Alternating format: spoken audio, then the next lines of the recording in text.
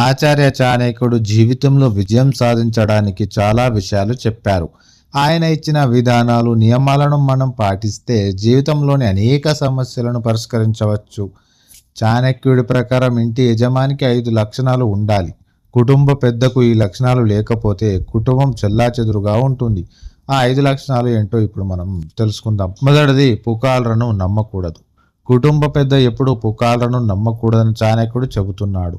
వాస్తవ పరిస్థితి తెలియకుండా ఎవరి మాటలకు ప్రభావితం కావడం ఇంటి యజమానికి మంచిది కాదు. కుటుంబ పెద్ద మోసపూరితంగా ఉంటే అతని కారణంగా ఇతరుల మనసులలో కూడా అపార్థాలు తలెత్తవచ్చు. కాబట్టి ఇంటి యజమాని సత్యాన్ని తెలుసుకోవడానికి ఇంటి సభ్యులతో స్పష్టంగా మాట్లాడాలి. తన స్వంత ఆలోచనల గురించి కూడా స్పష్టంగా ఉండాలి. కుటుంబ పెద్ద ఎవరి ప్రభావానికి గురి కాకపోతే లేదా ప్రభావితం కాకపోతే ఇంట్లో సామరస్యం ఉంటుంది. ఇక డబ్బు నిర్వహణలో నైపుణ్యం. ఇంటి యజమాని ఎల్లప్పుడూ డబ్బు నిర్వహణలో నైపుణ్యం కలిగి ఉండాలి. కుటుంబ పెద్ద అనవసరంగా డబ్బు ఖర్చు చేస్తే, పనికిరాని వస్తువులపై డబ్బు సమయాన్ని వృధా చేస్తే కుటుంబం మొత్తం పేదరికంలో ఉంటుందని చాణక్య చెప్పాడు. కుటుంబ పెద్ద ప్రతి పైసాకు లెక్క చెప్పాలి. తప్పుడు పనులకు ఖర్చు చేయకూడదు. ఇంటిలోని వారికి కూడా దాని గురించి అవగాహన కల్పించాలి.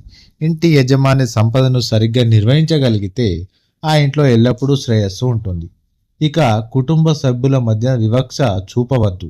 కుటుంబ పెద్ద కుటుంబ సభ్యుల మధ్య ఎప్పుడూ వివక్ష చూపకూడదు. కుటుంబంలోని ప్రతి సభ్యుడిని సమానంగా చూడాలి. ఇద్దరు సభ్యుల మధ్య ఎప్పుడైనా అభిప్రాయ భేదం వస్తే ఆ సమస్యను ప్రశాంతమైన మనస్సుతో పరిష్కరించుకోవాలి. ఇక క్రమశిక్షణ. ఇంటి యజమాని ఎల్లప్పుడూ క్రమశిక్షణతో ఉండాలి. ఇంటి పెద్ద క్రమశిక్షణ పాటించకపోతే అది కుటుంబంలోని ఇతర సభ్యులపై కూడా చెడు ప్రభావం చూపుతుంది. మరోవైపు కుటుంబ పెద్ద క్రమశిక్షణతో ఉంటే అతను ఇతరులు తప్పు చేయకుండా ఆపగలడు. కుటుంబంలోని ఇతర సభ్యులలో మెరుగుదల తీసుకురాగలడు.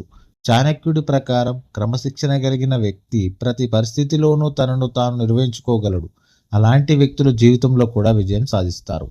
ఇక నిర్ణయం తీసుకునే సామర్థ్యం. ఇది కుటుంబ పెద్దకు చాలా ముఖ్యమైన గుణం. కొన్నిసార్లు కుటుంబ సభ్యుల సంక్షేమం కోసం కుటుంబం పెద్ద కొన్ని నిర్ణయాలు తీసుకోవాల్సి ఉంటుంది.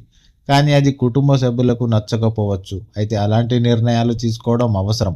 కాబట్టి ఏ సభ్యునికి ఏది సరైనదో, ఎప్పుడు ఏమి చేయాలో నిర్ణయించుకునే సామర్థ్యం ఇంటి అధిపతికి ఉండాలి.